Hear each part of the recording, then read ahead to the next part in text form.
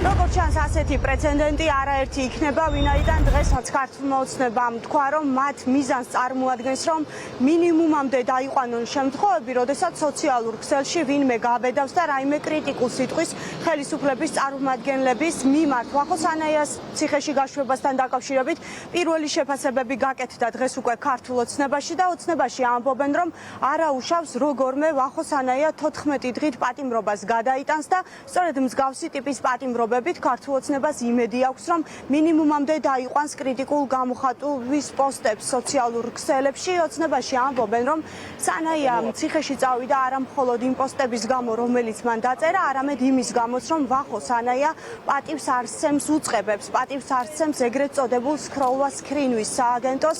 მან არ გადაიხადა ჯარიმა, რამდენჯერმე სოციალურ ქსელში დაწერა პოსტები, რომელიც ამ სააგენტოსთვის მიუღებელი იყო და სწორედ ამიტომაც მიიღო სასამართლომ შესაბამისი გადაწყვეტილება.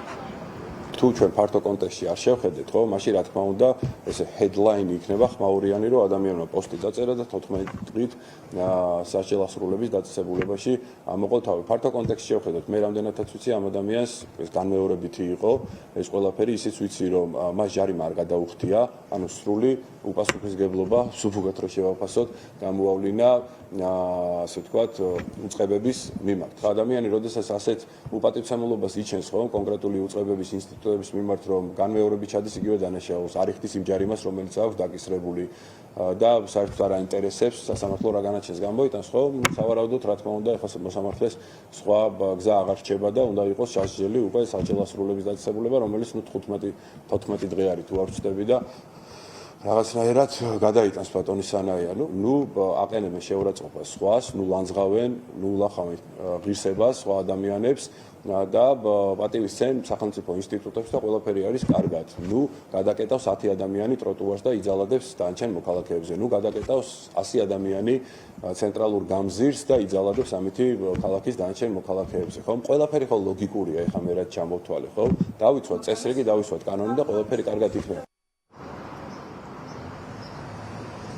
სხვათა შორის სიზულვილის ენის წინააღმდეგ კომენტარი ახლა გააკეთა დეპუტატმა, რომელიც სულ ცოტა ხნის წინ თავად იყო ჩართული ფიზიკურ დაპირისპირებაში, რომელიც პარლამენტში მოხდა და ჩვენ ვხედავთ, რომ ქართული ოცნების დეპუტატები პარლამენტში ფიზიკურად ძალადობენ საკუთარ ოპონენტებზე, ციხეში კი უშვებენ ჟურნალისტებს იმის გამო, რომ ისინი საკუთარ პოზიციებს Facebook-ზე წერენ. ოპოზიციაში აცხადებენ, რომ ასეთი რამ ხდება მხოლოდ და მხოლოდ ტოტალიტარულ ქვეყნებში და ჟურნალისტებს Facebook-ზე პოსტის დაწერის გამო, კრიტიკული შეხედულების გამოხატვის გამო, ხელისუფლების წარმომადგენლების მიმართ ციხეში უშვებენ ისეთ ქვეყნებში, როგორიც არის მაგალითად რუსეთი, ბელორუსი და სადაც სიტყვის და გამოხატვის თავისუფლება არ არსებობს. ვახოსანაია, რა თქმა უნდა, დიდი ხანია თვალში ეჩხირებოდა ქართული ოცნების რეჟიმს, იმიტომ რომ მას ჰქონდა ხოლმე ძალიან მწვავე განცხადებები, მწვავე შეფასებები და სამაგალითოდ სადა ქართულმა ოცნებამ მისი დასჯა, ეს არის არამხოლოდ განსხვავებულ აზრზე, არამხოლოდ თავისუფალ მედიაზე შეტევა, არამედ ეს არის ის სამაგალითო შემთხვევა, რომელიც უნდა აისახოს აუცილებლად ჩვენი საერთაშორისო პარტნიორების შესაბამის ანგარიშებში. ეს ასეც მოხდება, ვახოსანაიას ვერ გატეხენ, ის ძალიან მალე დაუბრუნდება თავის საზოგადოებრივ ცხოვრებას და გააგრძელებს ამ რეჟიმის მხილებას. Facebook-ის სტატუსების გამო ადამიანის ციხეში გაშვება, არ ვიცი ეს როგორ ქვეყნებში ხდება, მაგრამ ხო, ყოჩახ ქართულ ოცნებას, ყოჩახ ძალიან მაგრა აღადგინა სამართლიანობა 14 წლის თავზე. ეს თითით საჩვენებელი ვარ სამწუხაროდ, როგორ სწრაფად მიჰყავს ოცნებას ქვეყანა ისეთი მიმართულებით, საიდან ამოსვლაც სამწუხაროდ ძალიან ბევრ დროს და რესურსს წაგვართმევს უბრალოდ. კიდევ ერთხელ მიუთითებს, რომ ივანიშვილის რეჟიმი იმყოფება აბსოლუტურ, ასე ვთქვათ, ავტორიტარულ ჭაობში, მათთვის უკვე ყველაფერი არის საშიში.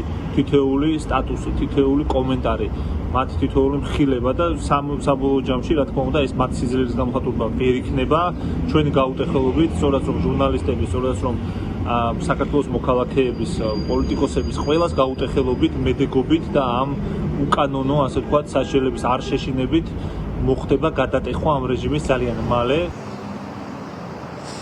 ერთ-ერთი ბოლო პოსტი, რომელიც ვახოსანაიამ დაწერა, ის ამბობდა, რომ შეურაცხყოფა არავის მიეყენებინა შალვა პაპუაშვილისთვის და ლადო ბოჟაძისთვის. ამ პოსტის შემდეგ ის დააჯარიმეს, შემდეგ კი სასამართლომ 14 დღით ადმინისტრაციული პატიმრობა მიუსაჯა.